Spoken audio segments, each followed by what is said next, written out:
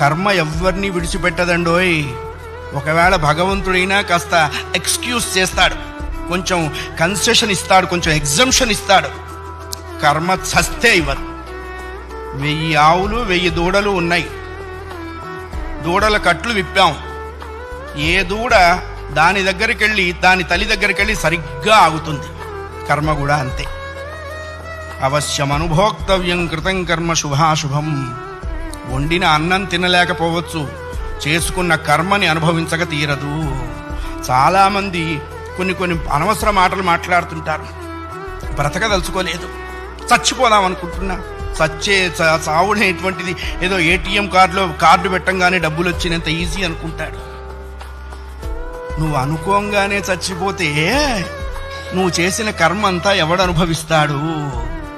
కర్మానుభవం అనుభవించడం కోసమైనా అది నిన్ను బ్రతికిస్తుంది.